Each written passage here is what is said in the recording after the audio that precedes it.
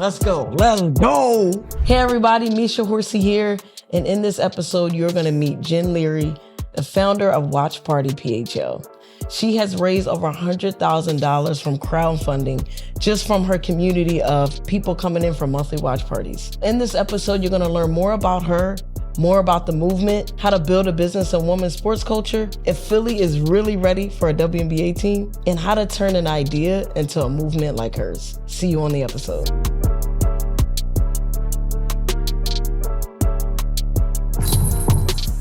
Hey, what's up, everybody? We are back to the business of basketball. I'm your host, Misha Horsey. And this episode I'm so excited about because we have Jen Leary here, who is the founder of Watch Party Philly. And I got a chance to actually experience the vibes. And I must say it is something that I can see the future of what you're building with your community and everyone involved in Watch Party. I can see it. I can just foresee like what this is going to be and what it's going to do for women's sports in Philly. So let's talk about the origin. Tell me where you got the idea from and even the name too. Yep. So during COVID, that was really kind of the moment, the light bulb moment for me.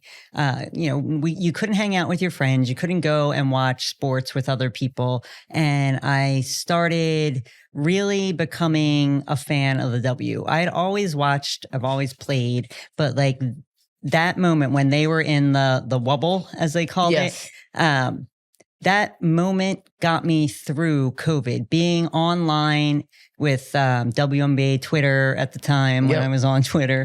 And that community, that solidified it for me. And so after COVID and after all of the stuff was lifted, I missed that community. It just wasn't the same anymore. And so I decided that I needed to find that community in Philly. Couldn't find anywhere even showing the games. And so I decided to start it myself. And it was a slow process. There was a long time of me kind of doubting whether or not I should do it, whether or not people would come out.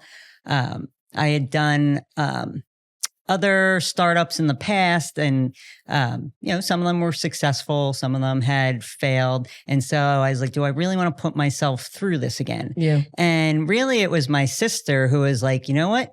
Just do it. Just try it. Maybe people will come, maybe they won't, but you won't know until you actually get out there and do it. And so in March of 2024, during the NCAA Women's Basketball Championship game, that's when we kicked off. It was Dawn Staley versus Caitlin Clark in Iowa. It was a huge game, and we had such an amazing turnout, and it just was like train off the tracks from that moment on.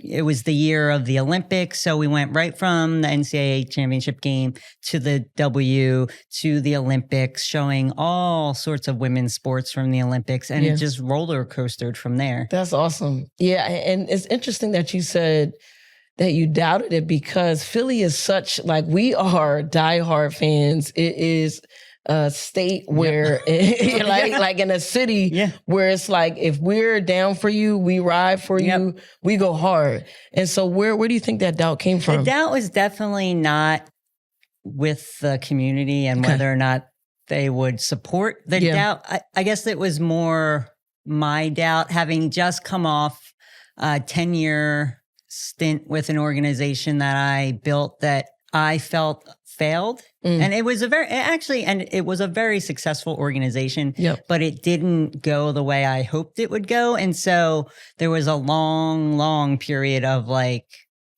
I'm a failure. This, like, I wasted 10 years of my life, like that whole thing. Yeah, of course. And got nowhere, like, which is not true in retrospect. A lot happened in those 10 years.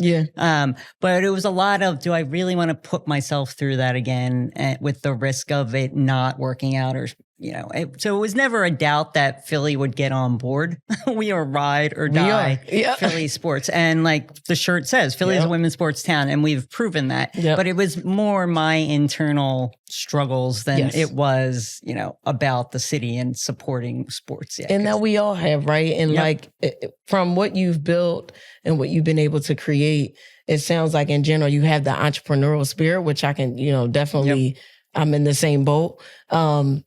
And so just like following that path of like bringing it to fruition, what was the point where you were like, oh, this is really going to work? What was that moment? So I've always been really good at really good at logistics, really good at organizing, and really good at figuring out how to do things efficiently and effectively, and using social media as a tool for that.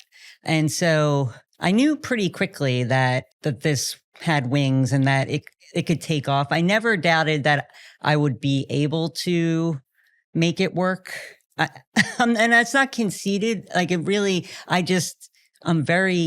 that's like my superpower. I'm very good at those things. I'm very task oriented, multitask oriented. Like it's just, so I knew it would work, but I will say the way that it has blown up and the support that we have gotten from the community, you think about those things and hope that that's what's going to happen, but really, it's been above and beyond. The amount of people we get at our watch parties is crazy. I've been there and I have been able to experience it. One thing in particular that I really love of what you do is when someone comes and they're not, maybe an outgoing person, but the messaging is, hey, even if you come alone, you have people when you come here. Tell me more about that. And what do you think the impact has been from that thus far? So I am not an outgoing person. If I wasn't running these watch parties, I probably wouldn't go myself. I'm just I love being at home on the couch with my dogs. Love it. Right. But I know how it feels to want to go out and feel awkward about it. Even being you're just not sure. Am I going to meet people? I'm going to stand around awkwardly and not know what to say. So I really want people to come and feel like you're coming and you're meeting your friends there, whether you know these people or not. It's an environment that from the jump is comfortable. There's no need to be awkward or, we're there together and it's a safe space for that. So I'm really intentional about, I'm like a hawk. Whenever anyone walks in the door, if I see that they're by themselves, it's like a beeline. I go right to them and make sure. And sometimes people are like, oh, I'm totally fine. I'm just going to sit by myself. Other times people will be like, I'm not fine. I need a minute. There's too many people here. And then which is understandable. They want to be there to support, but sometimes it's a bit too much. So we'll find them someplace else a little quieter. Cool. But now we also have what we call our ambassadors who are just volunteers at the door. And so we have them there too. So they can walk people to meet friends. So we'll put people who do want to meet people by themselves. We'll sit them with our regulars. And so that they're there, with someone. And when you were able to connect with those brand ambassadors, was that always your idea? Did it come organically or how did that work? It came organically out of need, really. We're so busy at the door now that a lot of the time in the beginning, I couldn't leave the door to check on people to make sure they were okay. And so we started having people started asking us what can I do? I want to be involved more. And so we started finding our regulars were the ones that would take the new people now and here, come sit with me, or here, sit with this person and introduce them. And so it just kind of started organically. And now we have such a great team. The whole team, the whole community, everybody that comes, even if they're not officially ambassadors, we sit people with other people who come regularly and they're like, yep, I know what to do. Come on. And it's so great. Meaningful that, like you said, to your point, people just hop in and want to be involved because the impact is greater than the individual. You know what I mean? Let's talk about, the business about it, right? Because you plan at some point to build a hub. So tell me about that. Was that always the vision or? It was in my mind, right? But so when I started this, like I had said earlier, I had just gotten out of a 10-year, we'll say, relationship with another organization. Yes, yes. And my partner, Leary, helped me run that organization. And so when I told her that I was starting these watch parties, she was not for it. She's like, I don't want to do this again. I don't want to run anything else ever again. I'm tired. She's tired, right? And I was tired too. But I needed something. Like I needed something meaningful. And so I started the watch parties, and a few months into the watch parties, I started meeting other people from around the country who were doing the same thing. We started a Slack group. Nice. And eventually we all went to a women's sports fandom event in Miami together. A whole bunch of us that run women's sports bars and women's sports watch parties. So cool. Yep. We did conferences and panels and brainstorming sessions during the day. And then at night we went to Unrivaled. It was amazing. Yes.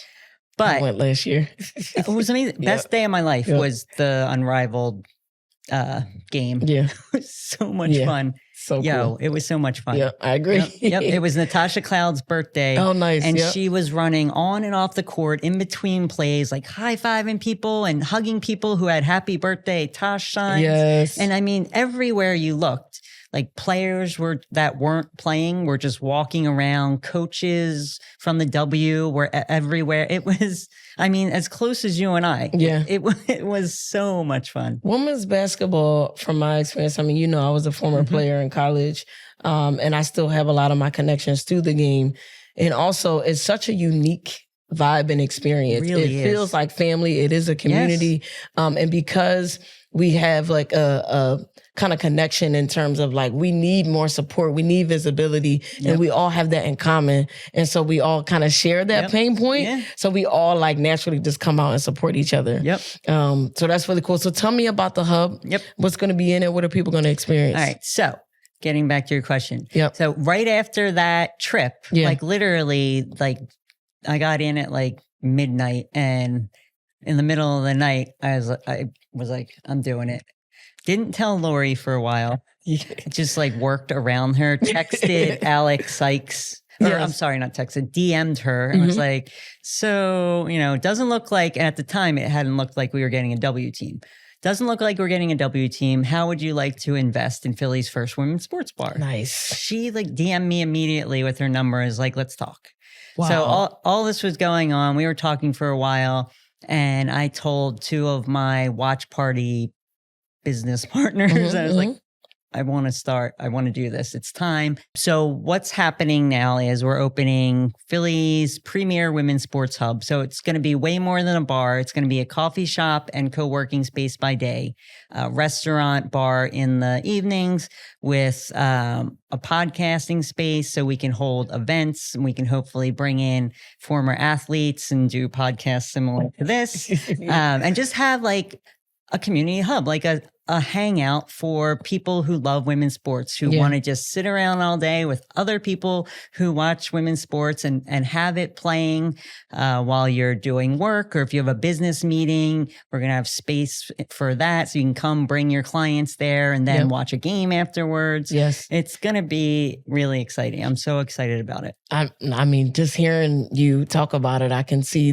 the many ways of which beyond the podcast, which I would love to even be there and experience that. And then what makes it also unique is, like you mentioned, it's beyond a bar. Right. And so when you talked about this, like, hey, we got to do it, was it always like, hey, we want to be unique and do more? And then, so I'll have you answer that one, and then we'll go to the next question. So it's always going to be beyond a bar, because my partner, Leary, doesn't drink. She's in recovery, right? Gotcha. And she won't go out. Like, she doesn't come to the watch parties because she doesn't feel comfortable in those spaces. Although we have really worked tirelessly to find more spaces in the city that are less bar and more restaurant to show our games at now, keeping her perspective in mind for other people. So smart. And so, but also initially the people that we had reached out to invest were like, this is great, but how are you going to fill those hours when either A, there isn't a women's sports game on, or B, people don't want to drink yet. Like, you're going to have this space, you need to fill it. And I had worked many, many decades ago in Philly's first and only gay coffee shop. And during that time, the people that I met there became my family and are still my family to this day. And that space is so nostalgic to me that I really wanted to recreate that in this space. Yep. So it was always going to be a coffee shop anyway, but it's just so much easier to say Philly's first women's sports bar because people connect that now because so many women's sports bars are popping up. But also we're not the first women's sports bar anymore. So it definitely going to be, and it's unique. Hub. I was going to say, and we, like you said, we do have one now. And also, we can again support each other. And at the same time too, there's more that you're offering. Right. And so I know it's costly to build something like this. I know we talked even when I was at your event about investors. So tell me about that process of even seeking them out. And like, what are some of the stuff they look for to say yes to your business? Right. So we were pretty fortunate when we first announced that we were opening Philly's first women's sports bar. Initially, we got a lot of press coverage behind it. And from that press coverage, people reached out to us. So we have two fairly big people in this city who reached out and was like, hey, this is really something let's talk about how we can invest. And then also, like, press is very helpful. Social media is very helpful, but you have to have a team, right? And you have to have a good team, and you have to bring in people who know more than you know or know things that are different than you know. And I say it all the time. I'm just the face. Like, I don't know. I'm not the business person. I'm not the restaurateur. Like, I'm the face. I'll bring people to the space, but you all need to help me build the space. And so we have an amazing team of, people who have worked in either the sports industry, the women's sports industry, the restaurant industry. We have a VC guy. So people who know how to reach people with money and know how to get money and ask for money, which I'm so bad at. I mean, I ran, but the 10-year breakup was with a nonprofit, and you're constantly having to beg for money in a nonprofit, and I was just not good at it. Like, even with the watch parties, it was never about making money. We're not making money. We're breaking even. Like, if I could let people come for free, I would, but we charge $5 for to keep the next one going, for the stickers, for the marketing, for the giveaway. Like, it's for the experience. It's not to pay my bills, right? Because I don't want to. And I mean, I get a lot of pushback from my team on that too. They're like, you got to raise we have to make money. We're opening a bar. And it's nope, I will never price point people out. Never. I won't do it. I don't care about. You got to respect that. And there's business minds that could argue different. And they do. Right? At the same breath, you have people will fall in love with your passion, and you're honorable, and you are building something that is really going to open up doors for so many young girls. And just for the connectivity of women in sports. I think that with basketball, there's so many other sports. I'm just more familiar with basketball in terms of my passion.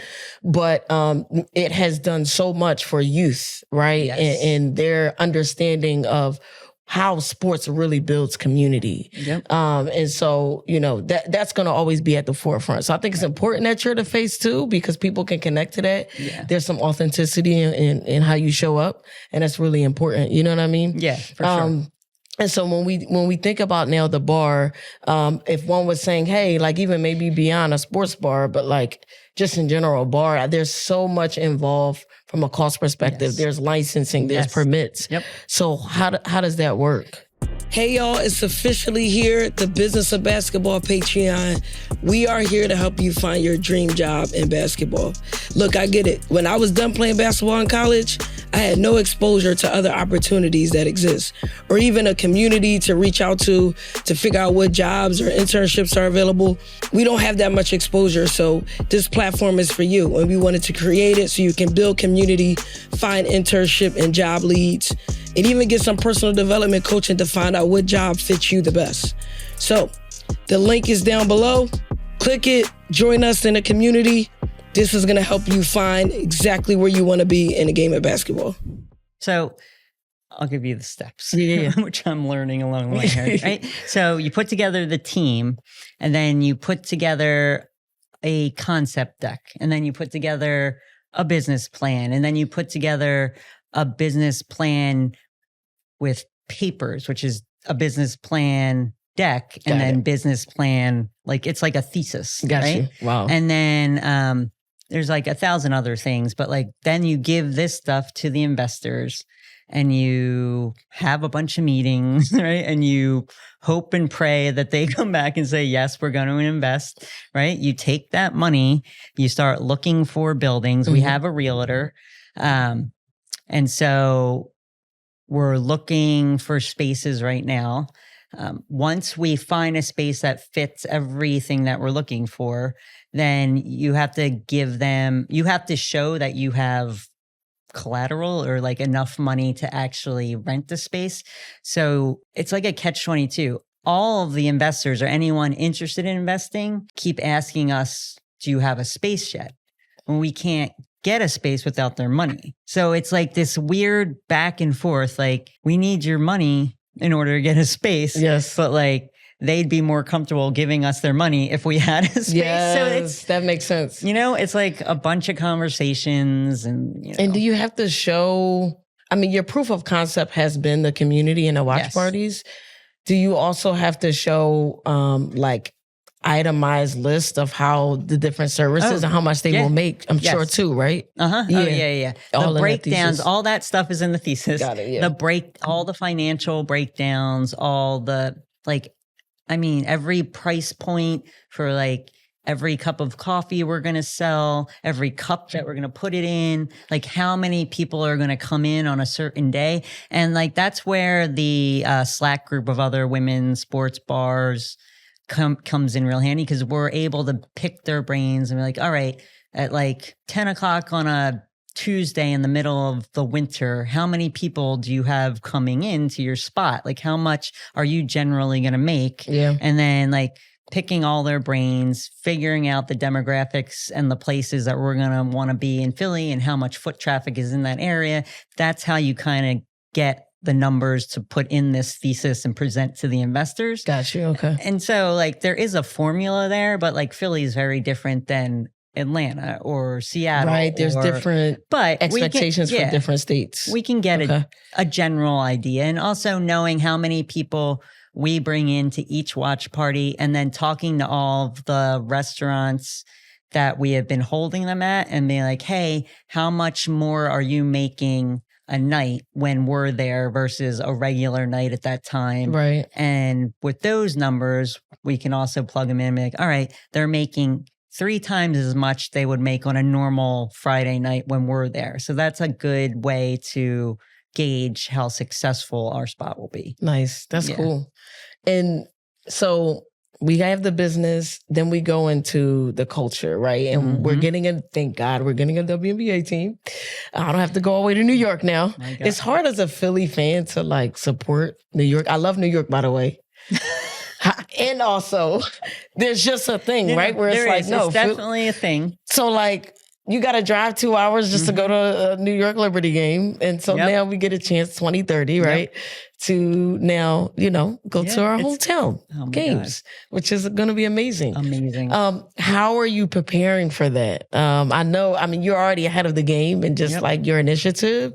But yeah, like tell me, I know you guys are thinking about that. Oh yeah, for sure. Yeah. So my goal when I started the watch party was find that community, right? But also show the WNBA and show the NWSL and the PWHL and whoever else will give us a professional women's sports team that Philly is women's sports town. Yeah. And so we're doing that by bringing in numbers, right? Showing them that people will come out, they'll watch it. and they'll buy the merch, et cetera, et cetera, et cetera. Just give us something to buy. Because right now, I got like probably 80% or more of the people who come to our watch parties are New York Liberty or New York Gotham fans because they're the closest East Coast team. So we're giving them our money when we would really like to give it to Philadelphia. Yeah. So, so that was number one, showing them that it's a viable option here, right? And I think we're doing that.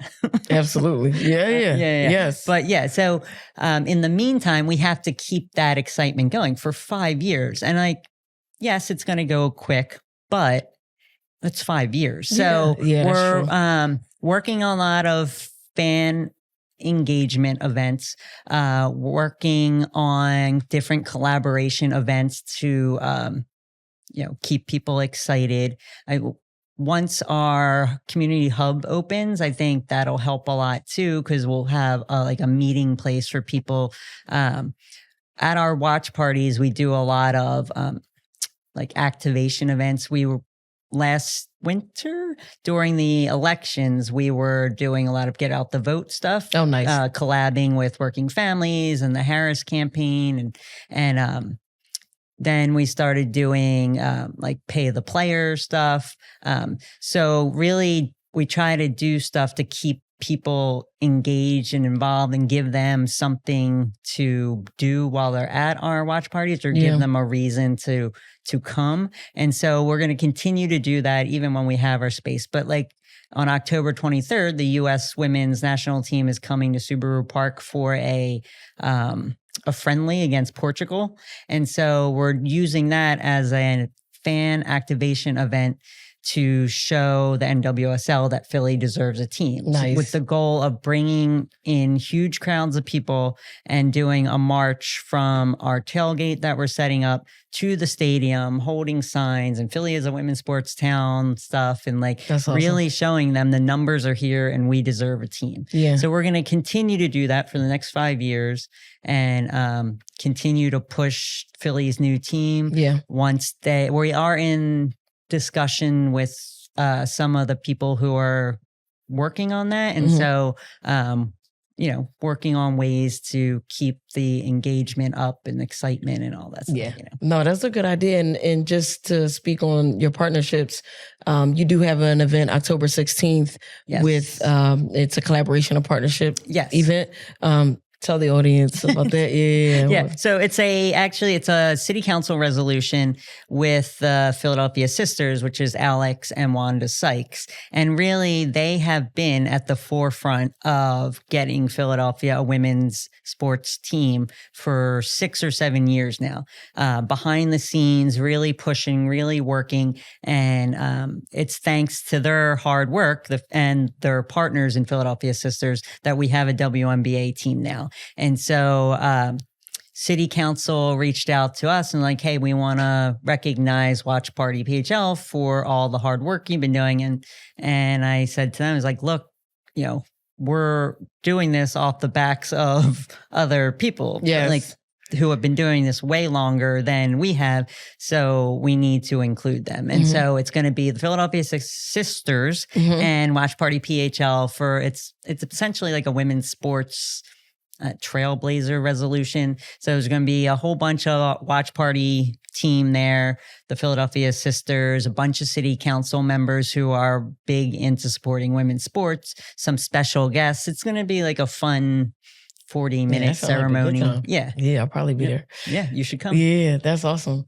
So for someone who, is looking to build community like you have, right, and your team, and I know you guys raised, I think, 90,000 or 100,000 through crowdfunding. Yeah. And so how does one do something like that or even build community? What do you think could be some tips to be able to do that? So it really starts with social media, 100%. When I was doing the nonprofit stuff, the way that we survived was through funding on Facebook. And, fast forward to today where it's more Instagram, TikTok, but it's the same formula. It's really good pictures, really good video, really good storytelling. Yeah. And if you can do those 3 things on social media, you can engage people, but it's hustle, right? Like no one, when I opened the Watch Party PHL Instagram handle, no, there it was just sitting there in the ether. No one knew to follow us. No one knew who we were. So, I used my personal Instagram page to push it, my personal Facebook, Twitter, whatever it was, to push that page. But then you have to hustle. You have to make connections. So you started following every Philadelphia women's sports recreation league, team, organization in Philly, started DMing them, introducing myself, letting them know what I was doing, eventually started doing reaching out to them and asking them to share our content, and like, you share ours, we'll share yours type of thing. And it was many, many, many months of that. Right. Until, I didn't have to do that anymore. Yeah. But it was a lot of paying for ads, boosting content, figuring out the right demographic that I wanted to spend the money on. You have to spend money to make money. That whole thing is so true.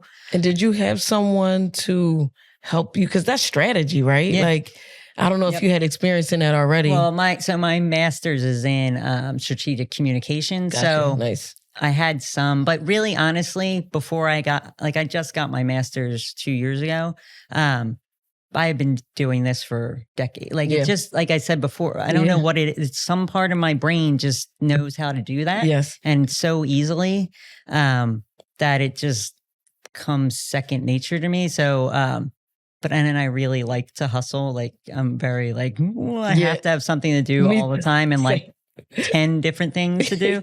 So it's just part of my nature. Yeah, it's part of your DNA. Yeah. Yeah. And I love that you explain it in that way, because, the people who watch this are people who would like to get in the game in some way, shape, or form, whatever career path they choose. But having the example of the type of mindset, your skills, et cetera, is really important. So I know you're a firefighter by trade, right? Yes. And so I don't know if you can talk about it, about what your plans are, et cetera. But how could one, I always ask people who are on the show, how could someone in this realm create a sustainable career out of because this is essentially passion, right? Yes. Yeah. A passion project turned maybe into a career. So could this be sustainable, and how? Definitely sustainable. I mean, we're seeing it all over the country. It's definitely sustainable. Yeah. And not just with women's sports bars, but careers in women's sports. I mean, I get emails all the time now, this women's sports organization is hiring, this women's sports organization. The jobs are out there. Yeah. But specifically for this, I'm probably not gonna leave the fire department. Mm-hmm. I don't have to. The schedule that I have makes it easy for me to do both things. Right. And plus, there's 4 of us in this venture who are partners. Awesome. Yeah. And so, we're working out kind of who's going to do what, when, and where. And so there'll be enough of us there when I'm not that it wouldn't make sense. The benefits are too good. Yeah. Who knows what's going on. I'm an educator, so I get it. Yeah, I can't, especially it's not like we're going to get paid for a while. We're not going to make money for probably 2 years, could be longer, but the way the models suggest, we'll probably, make some money down, but you need steady income. Right, for sure. Yeah, their money is there, but it's just going to be a little while. Yeah. And what's the future of Watch Party Philly PHL? Do you want a franchise? One of our investors asked about that. Yeah. I don't, we're here and now, right? Yeah. Yeah. Let's get the hub first. Right. Let's get the hub first. Let's see how it goes, because Philly is its own animal. Yeah. I really feel like these type of ventures need to be authentic to the place that they live and the culture. Real. So, I love Jenny. I love the sports bra. They've been very supportive of us. That's cool. But that is not Philly. Yeah. Philly is Philly, and it has to be authentic to Philly. Yeah. I love that. Yeah. That's awesome. Okay, finish the sentence. I'm grateful to basketball because it gave me life again. Tell me more about that. Like I said, with the COVID stuff. Yes. I had, everyone was feeling isolated then. And then I'm a firefighter, and firefighters can be very just different than how I am in my everyday life, right? I grew up very out, very in the community, act up, like, the whole deal. Yeah. You go to the fire department, things are much more straight laced Yeah. there. Very male, very white, very Republican. Yeah. And so for a very long time, I had lost my community. And like, I was really craving it. And when I started Watch Party, I found it again, like instantly. That's like amazing. I'm 47 years old. I hadn't made a new friend in decades. I have made so many new friends in the last year and a half. It is mind-boggling. And like good friends too. Yes. Yeah. It's the beauty of sport too. It is the beauty of sports. Yep. Yeah, it really is. And that's an amazing story. Yeah. I appreciate you for sharing that. So what advice would you give someone who wants to launch a sports business? Do the work, build the community first, build the trust of the community, talk to people first, build bridges, know your audience, know your community, and invite people in, right? Yeah. Like that's how we've built this community. It was always about bringing people together and bringing people in. Even when we announced the bar, before I announced, I went to every single one of our restaurant partners and was like, hey, just so you know, we're going to do this. We're going to make this announcement. We're still going to support you guys. We're going to bring in like at the breweries, we're 2 locals, Love City, Yards, Dock Street, et cetera, et cetera, et cetera. We're going to bring in your beer and we're going to sell it at our place. We don't want to compete with you. You've been so good to us. Like we really we'll do collab events, whatever it takes so that we're not competing and we're always supporting because they supported us for so long. And so that's what, like, if you're opening a new business in the city, you want to uplift everyone, not just yourself. And so there's a lot of work that goes into it pre-announcing and pre-opening. And that's, you really have to do the behind the scenes work first. Nice. Yeah. That's awesome. Great piece of advice. Last question. So I know that you've had some really cool moments that happened. I think one, I found it on, like CBS News.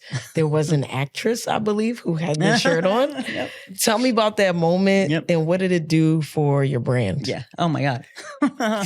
Okay. So one of the people who I've met through another investor is Natalie Plaza, who her sister Aubrey, their other younger sister Renee, and Natalie are also working tirelessly behind the scenes to bring a women's sports team here in Philly. And so we got together for coffee just to talk about what they're doing, what we're doing. And Natalie saw the shirt that I was wearing and was like, oh my God, like, we can't like invest right now, but we can do marketing for you. She's like, I bet that if I gave that shirt to Aubrey, she would wear it to a Liberty game. And I was like, this shirt? Like the one on my back right now? And she's like, yeah, well, she's going on, I don't know, Friday. And it was like Tuesday. She's like, so I need to ship it to her right now. I was like, okay, here, take it. Why not? Yeah, Are you kidding right? me? So I gave her the shirt. She went home, she washed it, she shipped it to Aubrey, and she wore it to the game. And that just changed everything for that little shirt. Yeah. And so the shirt is through Go Ham, which is a local women-owned shirt company. They do all sorts of designs. They have a hot Dawn Staley shirt that I love. Oh, I need to find I that. could have wore that instead of this. I need to find that. Yeah, it's really nice. And so we'd already decided we were making these shirts as a fundraiser for our bar. She generously offered to give all the proceeds to us for this shirt. And so when Aubrey wore it, it went viral and we sold like 600 shirts in like 48 hours. It was insanity. Her poor printer. Yeah. Her and her printer, like printing, shipping. It was insane. Yeah. Yo, that's amazing. Yeah. Oh my gosh. We're definitely going to pull that up too. So make sure you send me that photo too. Oh, I will. That's cool. So where can people follow you? Maybe people who are not in Philly, but they want to support somehow. How can they follow you? So we're at Watch Party PHL on all platforms, TikTok, Instagram, et cetera, et cetera. And our website is watchpartyphl.com. And you can support there. We are still taking in, they're not donations, but like investors in the bar or the Women's Sports Hub. So if you want to invest, reach out and we can have a discussion. Awesome. Yeah. Jen, this was so dope. It was so, I mean, I already knew. So comfortable. Like, you're so easy to talk to. I was so nervous. I appreciate It's just so easy. Yo, I appreciate you. Are we done? Let's just chilling. keep going. Yo, thank you for coming on. You're going to have to come on mine and the roles will be reversed. Oh my God, of course. Without question. So you guys, make sure you follow Watch Party Philly. I've been involved and I sponsored. Yep. I've donated and I've been a part of a few watch parties. I brought my friends. I came by myself one time and left with a few people that I knew. So the way that she explains the community, it is truly a community built into almost, like a family. So it is, her brand is authentic. I can share my testimony of just having a really great experience there. I'm also a person who is just like, I'm an entrepreneur and my brain is always going. I'm barely going out. But I made it a point to make sure that I came not just for this moment, but to support your initiative. And I think it's important. You know what I mean? Just as a woman in sports, I recognize the importance of it. So make sure you guys go support. Thank you again. Thank you. That wraps up another episode of Business of Basketball. See you on the next one. I have some quick picks. Favorite women's athlete of all time? It's like picking between like your two favorite kids. So, one WNBA game that you'll never forget. Favorite Philly cheesesteak spot? Nice. What is your dream collab? If you could partner tomorrow with someone for this particular venture, who would it be? I mean, you have to say, right? Don't you? I would, but right? But that, right? Yeah.